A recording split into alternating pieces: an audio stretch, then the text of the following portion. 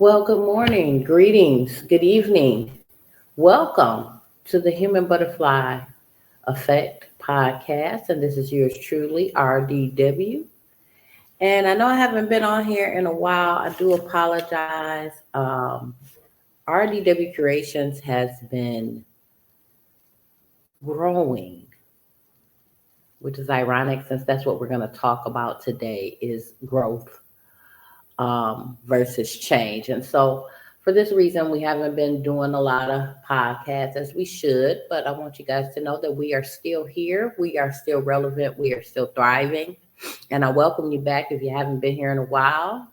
Again, welcome to the Human Butterfly Effect podcast. And today's topic is about identifying areas in our lives that need change. Now, this is an audio only recording.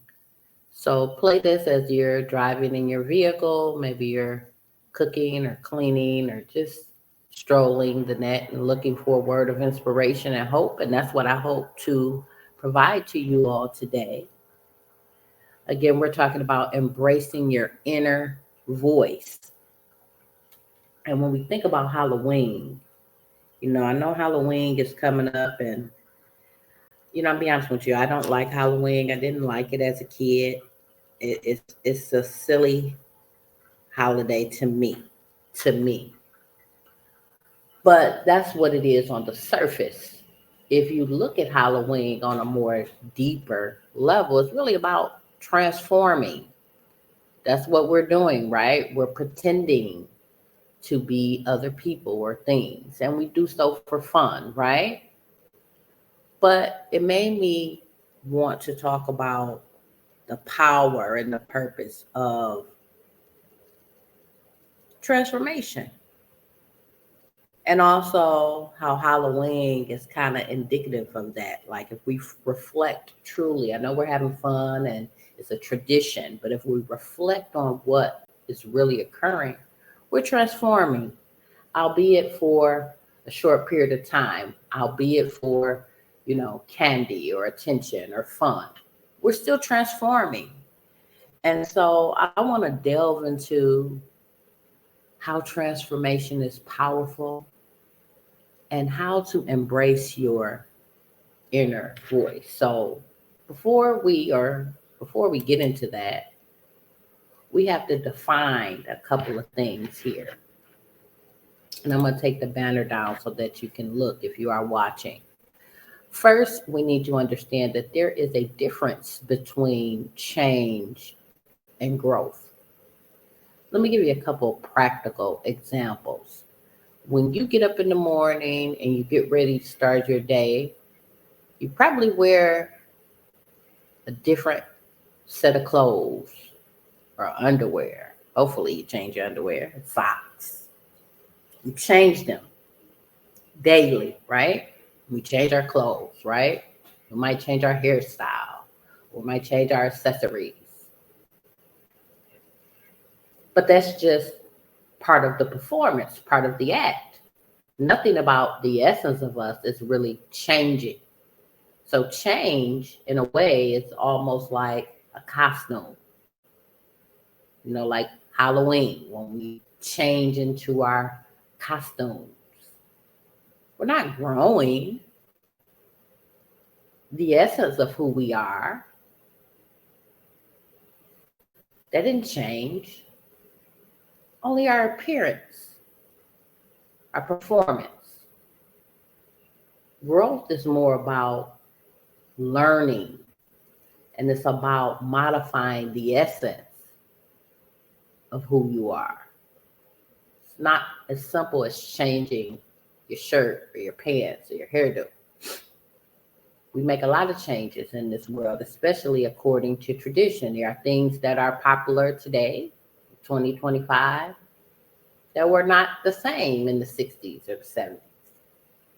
As time goes on, if time goes on, same thing will be for future generations. There'll be different changes, right?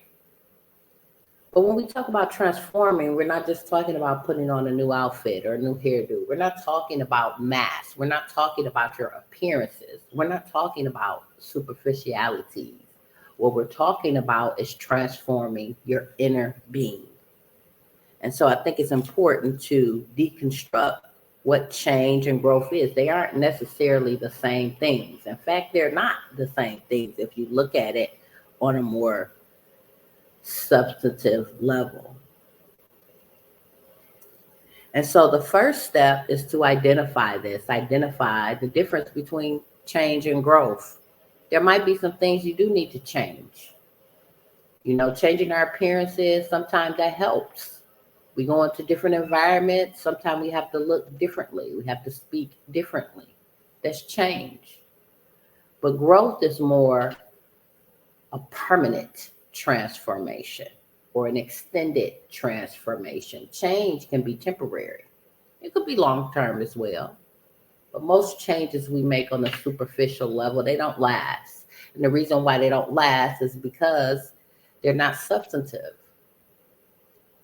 Like going back to Halloween. Yeah, we change into our outfits. We go trick-or-treating with our kids, or we go to our Halloween parties and we have a good time and we get whatever it is that we want. And the next day we go back to being our true selves. When you grow, AKA learn or transform, you don't go back to what you did. It's not a temporary thing. It should be a permanent thing or an ongoing thing. And so the reason why we have to identify that is we can't problem solve without understanding. And the first step is to understand the difference between the two so that you can recognize it in your own space. When am I changing? When am I altering myself? And when am I growing? More importantly, why am I changing? Why am I altering myself? And why am I growing? Those are some other things we can deconstruct when we talk about change versus growth. When you're growing, you're improving for a purpose, a longer goal. I'll give you another example. Let's just say you want to lose weight, right? You could go on a diet or take a pill or a shot or have surgery. They have all kinds of ways that you can change how you look, right? But a growth mindset would be adopting a new pattern of behavior and thoughts. I'm going to eat differently. I'm going to exercise regularly. I'm going to learn how to self-love and how to take care of myself. Just another practical example of change versus growth. And before we can do either or, we have to understand what they mean. They're not necessarily the same. Sometimes the lines are blurred between change and growth. And it's important because that's why a lot of us are confused, if you will, bewildered. The lines are grayed. We see someone performing what they have temporarily altered themselves to be versus who they are. And growth is more synonymous with the essence, the substance of who we are, not just, again, a temporary change. So, okay, Rosie, you might be saying, RDW, we get it. We know what change versus growth. We know they're not the same thing, but what's the point? Why do I have to change? I like me. I've been doing this all my life. I've been saying this all my life. I've been whatever, however you want to say it. I just want to be clear. There are certain things about us that will never change. We are who we are, right? But the reason why we should change, I've listed a few here, but it is important for us to grow. You see how it's easy to convolute the two. But the reason why we should transform, that's a better word, is because it affects our lives on a variety of levels. I want to share something with you that a physician shared with me not long ago. This particular physician works with the mentally ill. And I asked him, what are some things that you notice that are common between people who are mentally ill? We were just having a casual chat. And he told me, out of all his research, he's a scientist. So he does scientific research on mental illness. He works with patients who are mentally ill. He studies mentally illness and the different ramifications, etc., from a scientific level. And what he told me is that he found in all people who suffer from mental illness also suffered for something called rigidity. They're rigid. And when he first said this to me, I said, oh, I want to talk about my physical flexibility. And I said, oh, yeah, you should be, active and you should be exercising. When you exercise, you can think clearly and get the body moving and blah, blah, blah, blah. And he said, that's not what I'm talking about in rigidity. Yes, physical flexibility is important, but mental flexibility. And he said, the one thing that's in common about I quote, all people with mental illness is that they're rigid. In other words, they only see the world one way. They only see things one way. They don't make any growth or even alterations temporarily in how they think and how they do things. If you pay attention to the world today, that's why we have a lot of the conflict and division that we have, because they're repeated patterns, repeated talking points, repeated opinions or perspectives. They just are regurgitated over and over and over and over and over again. And unfortunately, people grab hold to that. And when you grab hold to that and you're rigid in terms of your thinking, what you're really doing is stagnating your life. If you can only see things or see people or see situations one way and you refuse to grow, what you're really doing is stagnating your life. I was writing, true story. I like to use a lot of true practical analogies or metaphors, if you will, to make these topics relatable. And so I was riding in an Uber one day, and I was talking to the Uber driver, and the Uber driver happened to be from another area of town from where I was. And he made the comment, he said, oh, if my daughter would have heard this, she would have said, you stay on the other side of the world. And we laughed. And I said, perspective is something for a kid. For a kid, AKA someone who doesn't have any experience, AKA someone who is probably rigid in their thinking because they don't know much. They haven't lived long. They see the world differently. And so this kid thought driving an hour was on the other side of the world. But in fact, if you look at the world in its totality, a 30-minute drive is but a speck. Your city, your community is but a speck. The United States is but a speck in the grander scheme of things. In other words, there's more to life than just what you know. Let me say that again. There's more to life, to living, than just what you know. It's a whole world out here. Endless possibilities, opportunities, endless things to learn, endless things to see, endless ways to grow. But you can't do that until you first change your perspective. And when you change your perspective, you'll see how this affects other areas of your life. See, certain things have to happen in order for other things to happen. You pray for patience. That means you have to be put in situations that are impatient so that you can develop and cultivate patience. In other words, it has to happen. You don't just snap your fingers and patient comes. You have to cultivate it. Same thing with courage. You're praying for courage. guess what? You're going to have to be in some situations where you're going to have to create courage. You don't just snap your fingers and click your heels and now I'm courage. Same thing can say for self-esteem, ambition, focus, dedication, resilience. Those things don't just happen. Certain things have to happen first in order for those things to come about. And one of those things is growth. So how do we grow? How do we identify areas in our life that needs to change? What's stagnated in your life? Maybe it's your mindset. Maybe you're a negative thinker. Maybe you don't have any hope or ambition. That's the area in your life you might need to work on. You might need to grow. Right? How do you do that? You take it one step at a time, one day at a time. So staying with this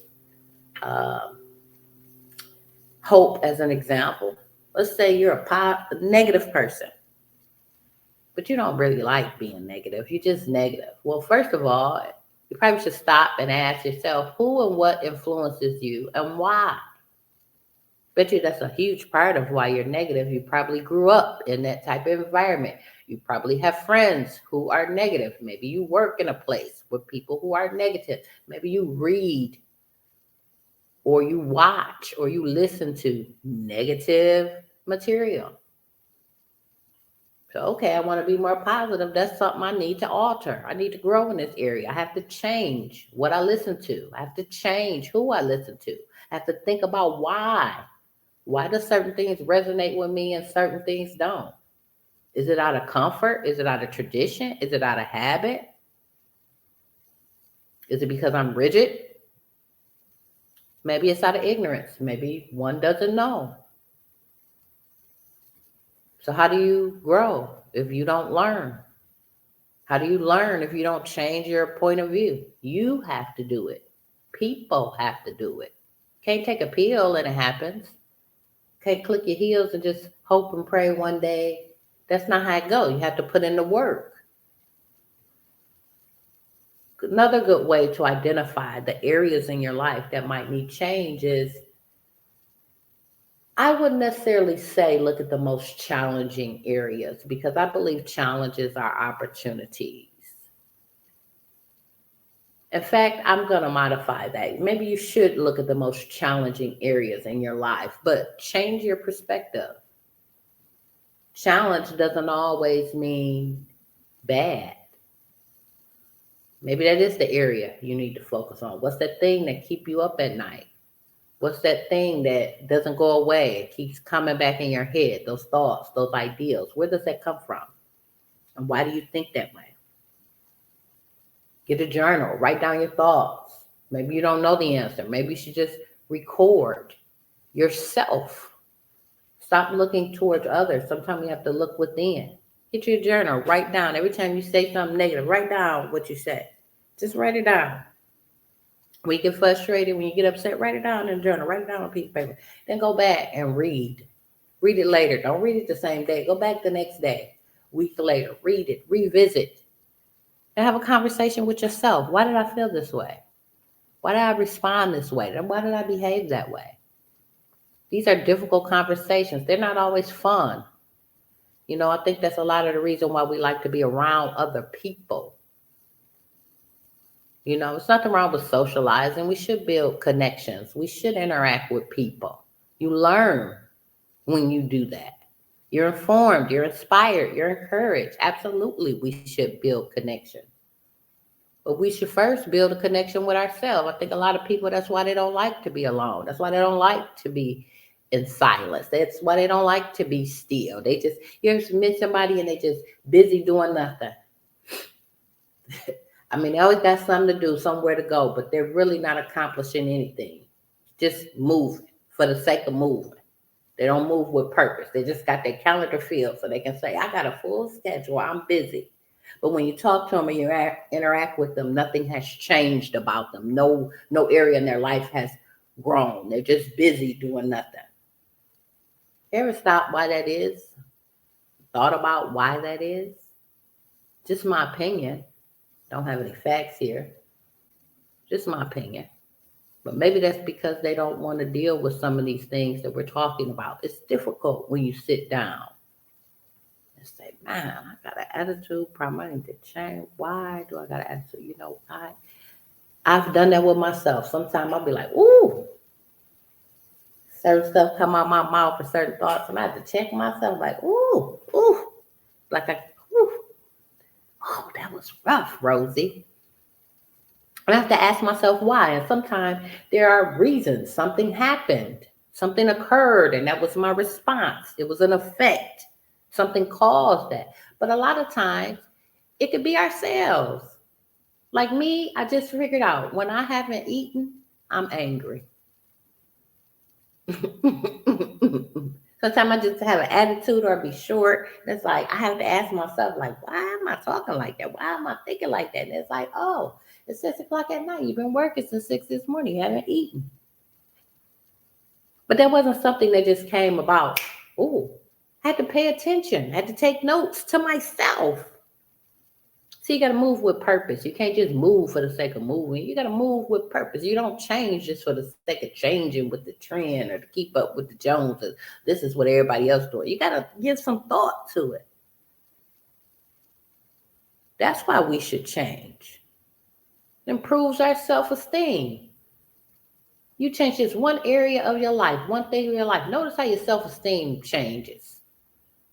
That's why a lot of us, we can't pursue our purpose and our passion because we are unmotivated. Looking for someone or someone else to motivate us. And that's okay. But sometimes you got to motivate yourself. You can't do that if you don't change and or grow. Once your self-esteem improves, you're ambitious. Now you can pick up that project again. You can go on that vacation. You can save to buy that house. You can start that business. You can draw that painting. You can write that book. How you gonna do that and you got low self-esteem and you lack ambition? You don't just get up in the morning, click your heels and say, I have positive self-esteem. I'm ambitious. I'm flexible. I'm focused. Yeah, you can say those chants. That's another reason why people say chants. I'm glad I brought that up. It's repetition. When you say something or do something over and over again, it becomes a habit, right or wrong, good or bad. So that's another reason why we have to grow. We have to change. And we have to be able to have those conversations with ourselves. What areas are you stagnated in your life, not someone else's life? I'm not talking about things. What areas do you feel unfulfilled? What areas do you feel that, could improve? Maybe it's not you. Maybe it's your children. Maybe it's your spouse. Maybe it's your family. You can't keep doing the same things and expect different results. You have to change. Change and growth, they're different, but they're interchangeable. Sometimes we got to alter how we look and how we think. You know what I'm saying? Sometimes we got to change our clothes and our mindsets. So I'm just here to encourage y'all to embrace your inner growth. Halloween is upon us. Let's look at it in a more reflectory light. What does Halloween really represent? I know a lot of people's like, oh, them goblins, the goblins is devilish and this, that, and the other. I'm not going there. That could be a possible conversation for another day. But what are we really doing when we alter who we are during this traditional Halloween season? What are we really doing? Lastly, I just want to take a moment. You see on the screen, we just revised our book. You don't know the half of it. The EPUB version, which is available for Kindle readers, ebook readers. If you have an e-reader on your device, you can download our book now on our website, rdwcreations.com. It is available. I believe it's $7.99. That's for the EPUB version. The paperback version will be live and in print on November the 1st. And I'm asking that you guys come out to our Book and Bowl event. It will be at Universal Lanes here in Warren, Michigan. And I just want to close with this on this book because this is a book about homelessness. This is about my lived experience. 10 years ago, I was homeless, and this is about those experiences, what I learned, and how I grew. But more importantly, it's not just a book about homelessness, it's a book about transformation, it's a book about growth, it's a book about change, about altering our perspectives. Yes, on the substance, it's about homeless, but it's much more deeper than that. And that's why I wrote the book. We have to change our perspective of how we perceive challenges, how we perceive adversity, how we perceive the things that we don't like and disagree with. We have to take a moment, more than a moment, moments, plural, and think about it. Think about why you do some of the stuff you do, or why you don't do some of the stuff you do. Just even on a more practical level, your house needs to be clean. Why you don't get up and clean it? Is it really that you're tired? Or is there something else going on why you don't want to clean your house? Just give you something to think about. Is it really that you're physically unable to clean it? Or is there something else going on? Everything we do starts with our mindset.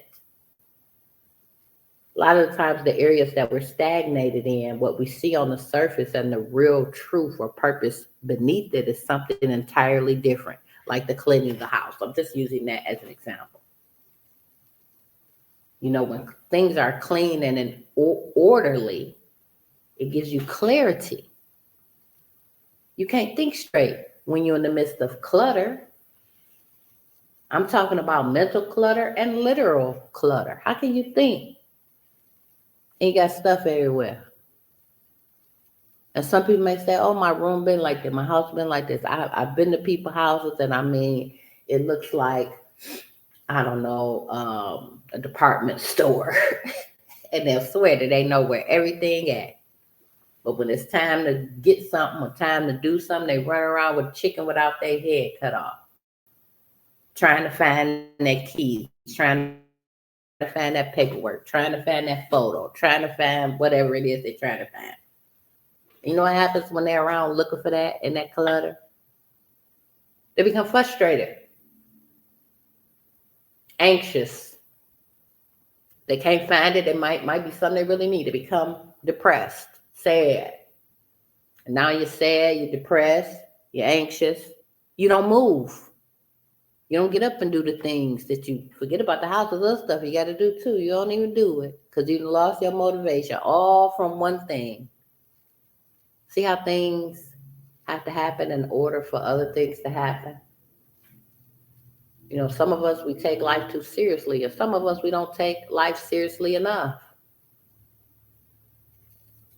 You know what I mean? You want a good job, you want to get better pay, you have to grow. You can't just show up and think people gonna give you a paycheck and more money and more benefits and more whatever, this, that, the other, and you're gonna stay the same. You have to change, you have to grow, you have to get some new skills, you have to develop your skills. We have to do the work. That's why we have to identify areas in our life that need change. This is why we have to deconstruct what change and growth really means. And only then we'll begin to see the results, and we'll see those results manifest itself in other areas.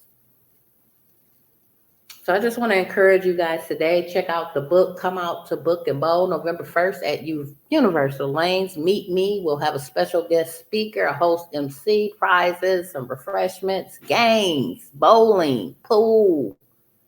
Come out and do something different. Bring the kids. Try a different experience. I promise you, you'll leave changed or grow, or maybe both, hopefully both. Thank you. I'm signing off for now. This is RDW. This is the Human Butterfly Effect. Check out our website at rdwcreations.com. We're all over social media. Well, not really, but we are on social media at RDW Creations. Bye for now.